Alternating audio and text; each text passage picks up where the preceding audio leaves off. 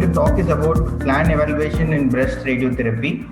Actually, this talk should be the last talk of the day because plan evaluation comes at the end after the patient is being planned for the treatment. After the contouring, everything comes and plan evaluation comes at the end.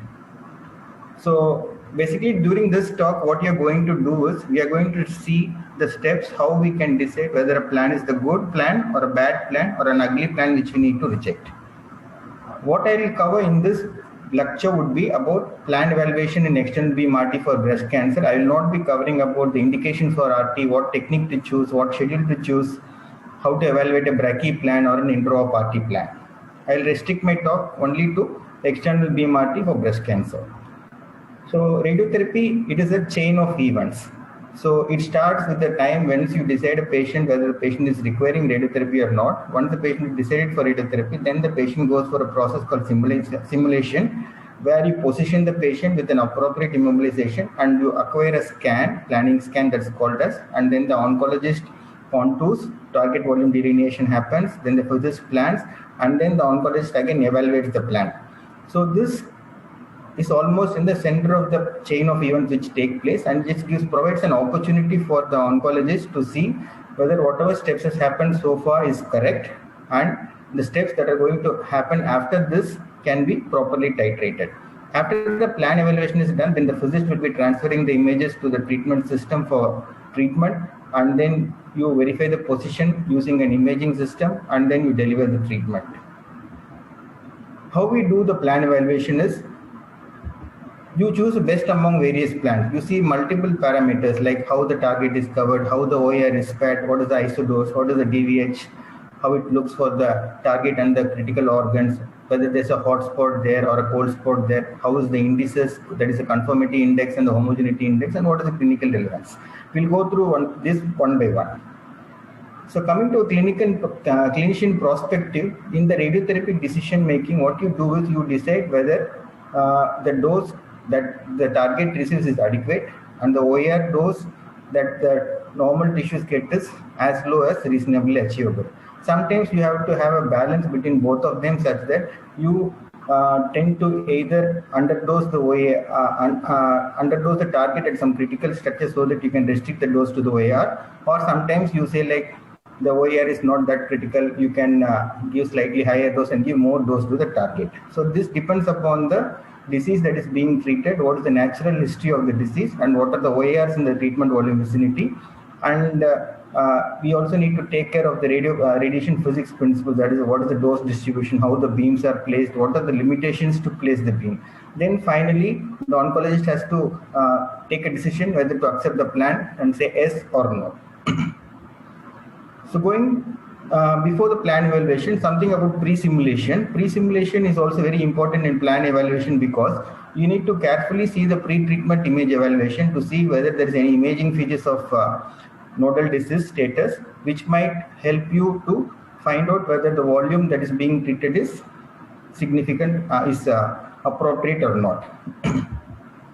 The volume what you treat will vary from patient to patient. For a patient who had a breast conservation surgery or a post-mastectomy, it would involve either treating the whole breast with the boost or with supraclavian nodes alone or with regional nodal irradiation. You have a various permutations and combinations of volumes which needs to be treated. Similarly, the technique what you use is also multiple techniques are available. You have a 3D CRT or 3D CRT with fill-in-fill VMAT or VMAT with simultaneous integrated boost. Or the boost can be delivered as a sequence with electrons or photons, or it could be SAB technique. You have various amount of permutations and combinations which you could apply for breast where the volumes are different, the techniques what you're going to use are different. And even the fractionation schedules are very different. The conventional fractionation schedule, it ranges from 5-week fractions for 5 weeks schedule. That is a conventional radiation. When you add a boost, it goes up to 7 weeks. Or you have a hyperfractionated schedule, which is the standard now, which is around 3 weeks for the standard schedule, or when you have a boost, it becomes 4 weeks. Or the ultra-fractionated schedule, which is 1 week schedule. And you can have this boost integrated to the treatment to reduce the overall treatment in all fractionation schedules. So you have a various you have a plethora of permutations and combinations which is possible for any patient. The volume might be different, the technique might be different, the fractionation schedule might be different, and all these things create you need to keep in mind, because this all will affect our plan evaluation technique. So most of my talk is taken up from this paper. This is from Mary Dean. She's from Texas University. She developed a simple technique for a radiotherapy plan evaluation that is called CB-CHOP. CB-CHOP meaning C is for contour, beam arrangement, the coverage, the heterogeneity or hotspot, organs at risk, or the prescription, how you do. So we'll go through each one of them step by step. First, coming to contours.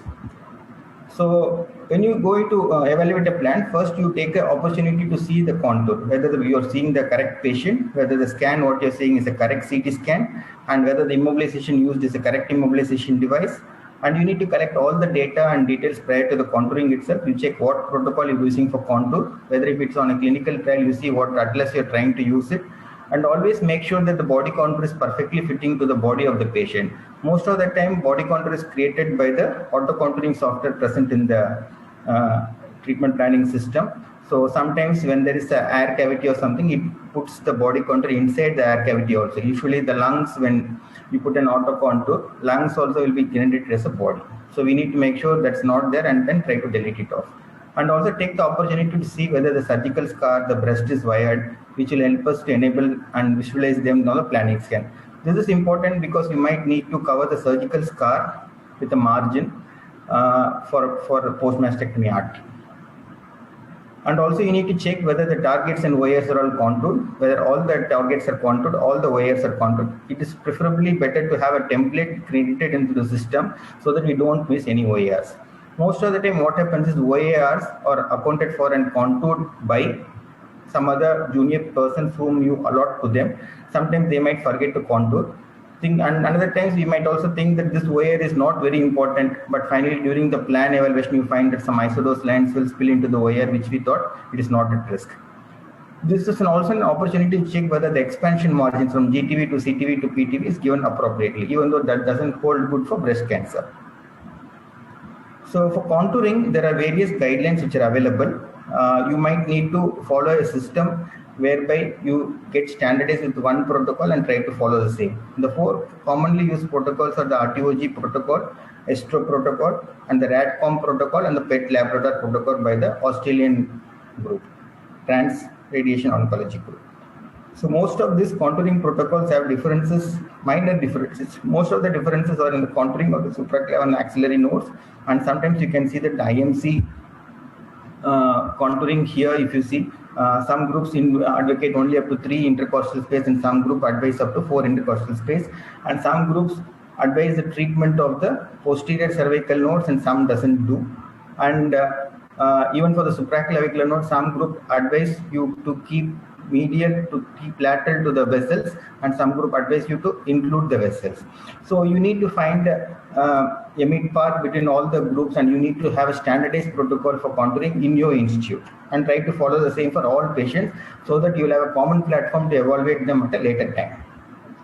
So the various volumes that is available for contouring in ICRU 62 and 63 is this. I will not go into details of this because this is the standard ones. And you might also need to have a uniform graphics as based on ICRU 762. This is very important because it will standardize. Each one will use one different color, which might be difficult for when the doctor changes or something else.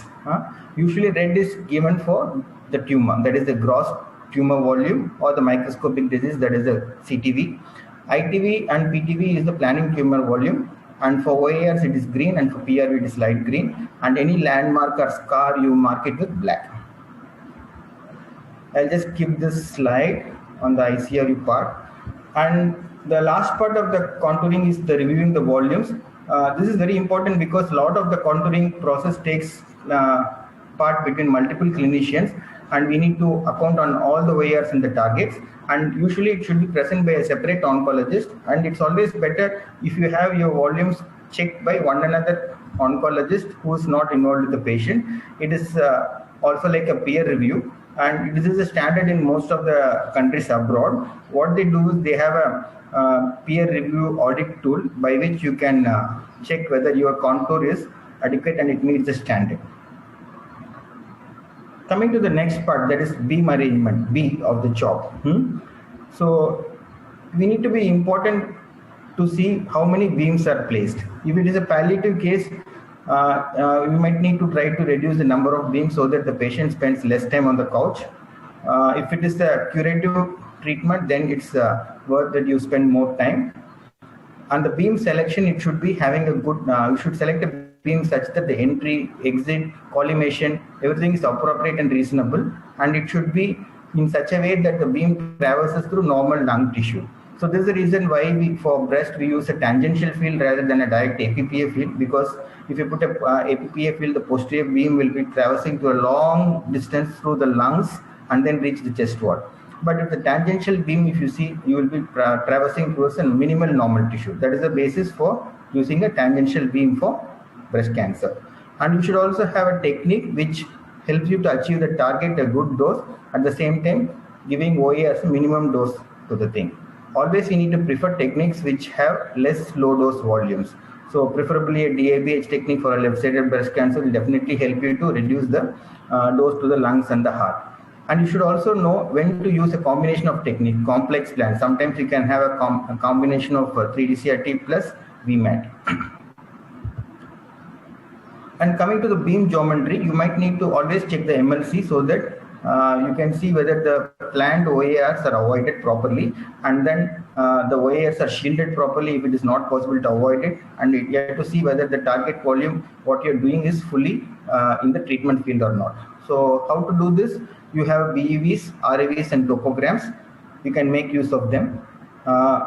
What I mean by beam arrangement was, for an suppose you take for an IMRT field, the entrance point of the IMRT field or the arc angles should be chosen such a way that you avoid the appropriate OAR.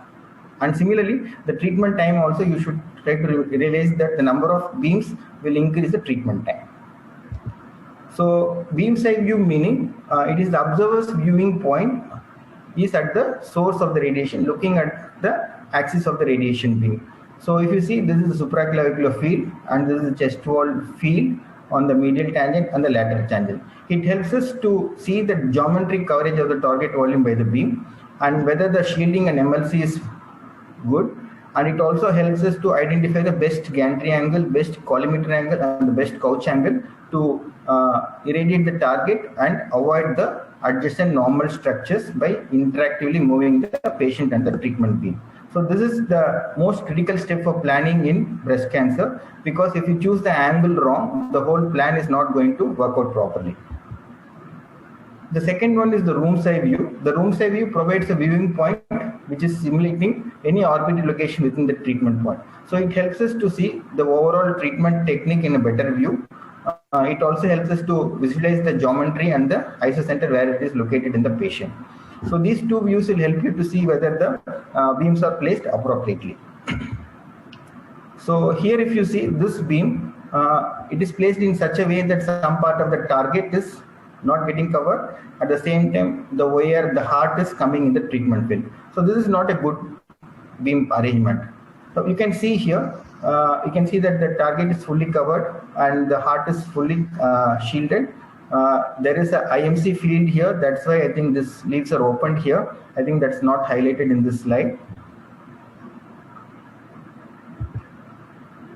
So after the beam arrangement is done, then you go, the physicist will plan and then will call the oncologist for assessing the coverage and the evaluation.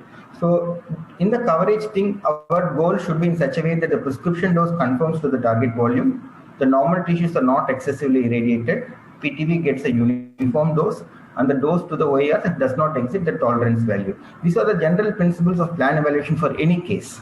We can apply this to any treatment site. So the PTV dose coverage, the OAR dose pairing, overall maximum dose, the number of monitor units we need to check for each plan. And you also need to compare the cumulative DVH for each PTV and the OAR. And conformity of the prescription dose to the PTV is checked by the two indices. There is a conformity index and the homogeneity index. And the values of conformity index approaching 1 and homogeneity index approaching 0 are regarded as favorable indication of plan quality.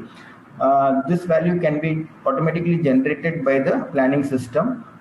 In Eclipse, there is a place where the monitor units is being seen. You have to go and right click it and there is an option to see the conformity index and the homogeneity index of the plan. And you also need to look at the normalization point. What is the normalized prescription dose? What is the maximum global dose maximum which is present, and the dose volume parameters of the PTVs and the OARs.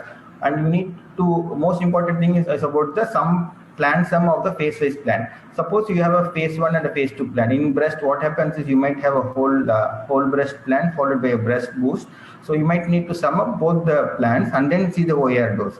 It is not good to see only the OAR dose for the phase 1 alone and the breast boost you forget sometimes.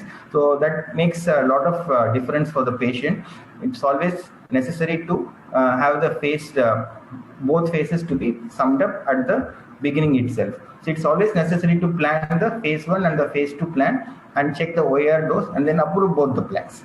And another thing what you need to check is about the hot spot and the cold spot, where they are located, and the DVH shape and size. We'll go through each one of them in the coming slides. So the optimization what we use for planning is either physical, which is based on the physical dose coverage, or the biological optimization, which is based on the tumor control probability and the normal tissue control probability calculations. So these are all inbuilt to the Eclipse treatment planning system. So plan normalization, it is always necessary to normalize the dose to 100% after the dose calculation, and this point can be kept anywhere in the grid according to the user's choice. Most of the time it is kept at the point which has the highest dose. Global dose maximum for 3D-CRT, you cannot accept anything more than 107%, and for IMRT it's up to 115%. Most of the time this global dose maximum should be tried to keep within the CTV, preferably within the GTV. So this criteria is very difficult to achieve for breast cancer, basically because in the tangential field, most of the time you will find hotspot at the edges of the field. This part will be in the tangential field, but they will not be in your volume. But it's very difficult to avoid that thing using 3D-CRT. Maybe with VMAT it is possible to achieve, but the drawback of VMAT is you might have a low dose spillage somewhere else. So how to evaluate the coverage? You have two different methods. One is a quantitative method or a qualitative method. Quantitative method is using isodose curves or a dose wash or a dose distribution statistics, and you see the distribution in orthogonal planes and on the isodose surfaces. Qualitative methods for DVH, which could be either a cumulative DVH or a differential DVH. So isodose wash and isodose color, I have demonstrated in this picture on the right. On the topmost figure, you can see that the distribution is seen using isodose curves. So these are all lines which have equal percentage depth dose, and you can compare the dose actually from the target and at the center. So basically you need to see that the 95 to 100% coverage is happening within the target, and the OARs are getting less dose. The figure on the bottom, if you see, that is a dose color wash. It is much more easy to appreciate. We cannot, sometimes we do miss. If you do miss to put some small isodose, you might miss the hot spot, but it will give you a clear idea of color ranges. So here you can see this part is getting slightly orange in color, it's getting slightly higher dose. The green one is the one what you have tried to prescribe. So it's very easy to use a color wash than an isodose line. And you should also try to see the dose distribution in all three dimensions. You have to visualize in axial, sagittal and coronal, and see for the coverage of the PTV and whether the OAR is paired properly, whether there is any cold spot within your target. Here you can see some hotspot is present here, but as I told earlier, in tangential field, it's very difficult to avoid hotspot in this location. Even though it is present outside the PTV, you might always accept this plan because this is in the tangential field. The beam has to pass through this part to reach this place. So we cannot avoid this in a 3D-CRT. And always you have to look at junctions between the supraclavicular field and the tangential field. You might have a very hot spot there, and that junctioning is the separate topic to talk. The next thing is about DVH. So ideally what we expect in a DVH is we expect the target to get a very high dose, that is 100% dose and no spillage beyond that, and for OAR to get a 0% dose. But this is not possible to achieve all the time. So how do we interpret a DVH? We see whether the PTV coverage is adequate or not, or whether the OAR dose is spared adequately, whether it is under the tolerance dose, whether the target volume is getting the maximal dose, what is the target volume minimal dose, and if it's the OAR, you see the serial OAR, you see the D max, and if it's a parallel wire, you see the mean dose. So this is what a DVH will look like. So this DVH, this is for a target, this is for a OAR. These two are for a OAR. Here there are various points which you need to understand. So there are three important things. One is the minimum dose, the maximum dose, and the median dose. The minimum dose would be usually D100 here. So D100 will be the minimum absorbed dose. But sometimes it's very difficult to measure D100. So ICR is given a criteria to call D98 as a near minimum absorbed dose, which needs to be reported. Similarly, D95 is the one what we prescribe for. We see whether this 95% of the dose covers 95% of the volume. And D mean, so this is the 50% dose that is received by the 50% volume. This is the one thing which is recommended by the ICRU for reporting. Similarly, the maximum point, the D max, which might be very difficult to predict because it might be a point dose. Because of that reason, ICR is advised to take D2% as the near maximum absorbed dose. Why these doses are important is minimum dose correlates with clinical outcome. The maximum dose correlates with the toxicity if it is for an OAR. The median dose, should be ideally as close as possible to the maximum dose. So various trials have shown that the D mean dose, that is the median absorbed dose, is the most standard for all plants. But ideally, you need to remember that the DVH does not say many things. It does not say what is the fractionation schedule the patient is having, where is the hotspot located, whether there is any spillage outside the PTV. These three things are not shown by the DVH. So you should not always go by the DVH to evaluate a plant. You should try to see something else also. So this is one example to say. So this is a patient where she is planned for 26 in 5 gray, and there is another one which is having 26 gray. Basically, this is the 50% dose with bolus for a 50 gray in 25 fraction plan. If you show the DVH, you can say like 2 DVHs are there. This plan is better than this plan. But ideally, if you see this, we cannot compare these DVHs because both are for different 2 schedules. One is for 26 in 5 and one is 50 in 25. For half the field, the bolus is put and that plan is being seen. So it's always necessary to see the whole fractionation schedule whenever you evaluate a DVH. The second thing, the DVH will not say where the hotspot is located. Here you can see the hotspot is located well outside the PTV. Here it's located well over the skin, and here it's placed very close to the esophagus. So the DVH will not say where the hotspot is located. So you need to look at the volume each slice by slice where the hotspot is located to make a judgment to say whether you can accept the plan or not. And the third thing about the spillage. So spillage is also not seen in the DVH. Here you can see the volume is here, but the spillage is even going to the posterior part of the volume because this beam is put from an anterior way with a different weightage. So when you have a spillage like this, you try to either reduce the weightage of the beam, or you try to avoid, if a posterior beam is put, to try to reduce the posterior beam weightage so that this spillage can be avoided. So this spillage, as I told, whichever is present in the tangential part, it's very difficult to avoid. Coming to the next part about the heterogeneity and the hotspot. So the hotspot and heterogeneity, cold spot, you need to see what is the volume of the hotspot, how hot is the hotspot, where it is located. These three things are very important: volume, magnitude, and location.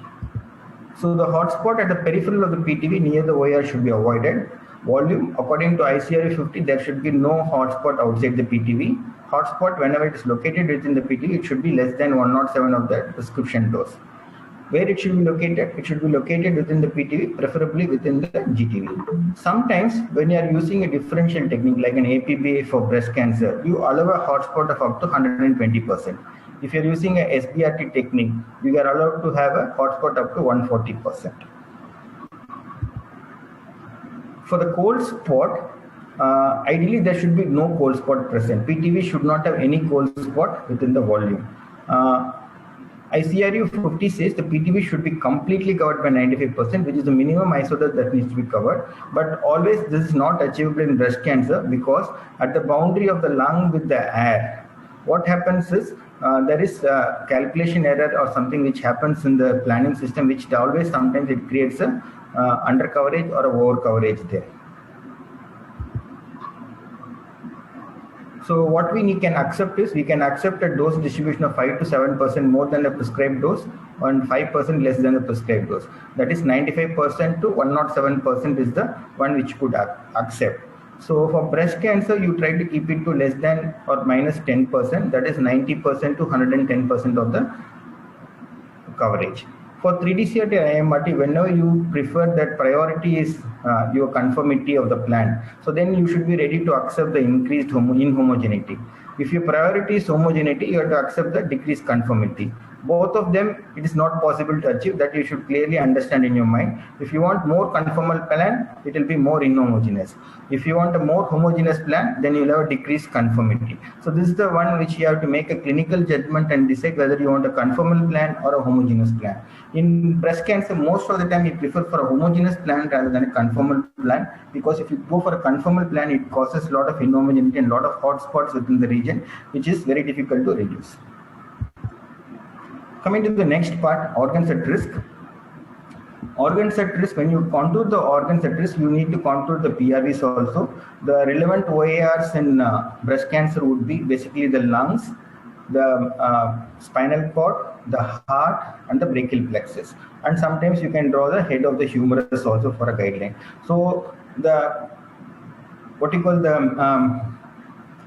the yardstick for the serial organs and parallel organs are different. The constraints is different among different guidelines. So you need to set up a guideline for your department, like what guideline you're going to follow. That's important. And when you're doing a VMAT plan, you should make sure that the OAR, what you are trying to evaluate, should be included in the optimization. Sometimes this gets missed out. So you always need to check in the optimization window whether the organ at risk, what you're going to evaluate, is put for optimization or not. You look at the DVH and the 3D graphic plan also, and look at the DMAX location where it's located for the OARs. And always don't forget to sum up the phase 1 and the phase 2 plans before you approve. So sometimes if the OAR is hotspot is close to the OAR, you might need to think about whether you need to do more frequent imaging to see whether whether there is change in contour or whether the plan, the beam goes through the OAR or not. So I'll just skip this OAR slides. It just says what is the organ you need to, for what organ, what DVH parameter to see. Basically, if it is a serial organ, you go for a Dmax or a D98. If it is a parallel organ, you go for D mean or the volume percentage dose. So planning organ at risk volumes, it's a new concept which has been created in the ICRA 62, where you give a margin to the OAR, because organ at risk also moves during the body due to internal movements. So you need to generate a volume, PRV volume for the thing. Usually do it for brain, brainstem, OARs in the brain, basically the optic nerves, optic chiasm, and those regions. So whenever you have a PRV, you should have a constraint for the PRV also separately, which might be slightly higher than the OAR dose. So these are the GOES constraints which we usually follow. I had tabulated it in different ways so that you can try to follow them for conventional fractionation, hypofractionation, and the ultra hypofractionated schedule. Most of the times you try to see that for a 50 grain, 25 fractions, V20 should be less than 20%, but it is not possible to achieve. You try to accept up to 25 to 30%. For a hypofractionated schedule, 40 grain, 15 fractions, V12 should be less than 20 fraction. And for 26 in 5 fractions, the schedule what you follow is V8 should be less than 30%. So most of the time, the constraints for the heart are the most difficult to achieve than the lung. If it is a left-sided tumor, for a left-sided tumor, for a conventional fractionation, the accepted mean dose is 5 gray, and for hypofractionated region it's 4.2 gray, and for a 26 in 5 fractionation it is less than 2 gray. So whenever you generate the constraint, you have to generate the plans for the whole breast and the breast boost, and then look at the dose constraint what you have achieved. You should not forget this phase 1, phase 2, both you have to add, and then look at the constraints whether you achieved it or not. Coming to the last part of the talk, prescription. Prescription is the final step. Here you check the total dose and the dose per fraction, whether it is correctly put or not. Whether the dose per fraction is 15, 25, that is 2 gray per fraction, or 14, 15, it is 2.67 gray per fraction, or it is 5.2 gray per fraction if it is 26 in 5. This is very important because sometimes the physicist might think it is a 14-15 plan. But you would have been thinking it's a 26 in 5 plan, you would have uploaded it, and you will be coming for a surprise at the end that it is not the same. So the treatment details should also be specified. You should type what type of radiation you are using, whether it's a photon or an electron, or what energy, 6 MV or a 15 MV, what is the delivery method, 3D CRT, IMRT, or you're using a direct beam, and what is the treatment schedule, whether it's a weekday, every day, or twice daily. Twice daily comes for APBA, where you give a dose of 38.5 gray in 10 fractions, 2 fractions per week. And the imaging protocol also needs to be specified on the prescription, whether you're using a OBI or a CBCT, whether you're going to do this imaging on a weekly basis or a daily basis. If it is a hypofractionated schedule 26 in 5, I prefer to do a daily imaging. And new thing, concurrent chemotherapy is coming up. So whether if it is prescribed for the patient or not, you try to add it to the things and go. So this concurrent chemotherapy for breast is in the research protocol. It is not on the standard of care. About the image verification, this needs to be done prior to treatment, and you have to compare it with the reference images, usually the planning CT scan or the DRR which is generated. It could be either an online mode or an offline mode. So, and whatever correction you make, you need to try to make it as a standard protocol. You do it for 3 days and then take an average and put it for the next week and then do it weekly. Or it could be an offline protocol where if you're using offline protocol, you have to apply the corrections immediately. Sorry, Rajesh sir, you have 5 more minutes remaining. Last summarizing. So radiotherapy planning blunders can happen at multiple times. It is the onus of the oncologist to look what are the errors which are happened and how to avoid them. It could be either errors of commission, errors of omission, or errors of ignorance. Errors of commission meaning commissioning error which can happen during the system. Errors of omission meaning like you're not contoured the organ. If you're not contoured the organ, you're not going to know the dose to it. So you need to have a checklist and a peer review. Errors of ignorance meaning it's a wrong assumption or the dose calculation is wrong or you are not accounted for the previous treatment. So this all can be avoided by the treatment, pre-treatment review of the patient. So just to summarize, so CB-CHOP, you need to have to look at the contour, beam arrangements, coverage, heterogeneity in the hotspot, OAR dose, the prescription. Prescription is the final point after which you cannot keep your hands on. So each department or each society should have a multidisciplinary team meeting and you should have your own protocol for plan evaluation, which will make it better. Thank you.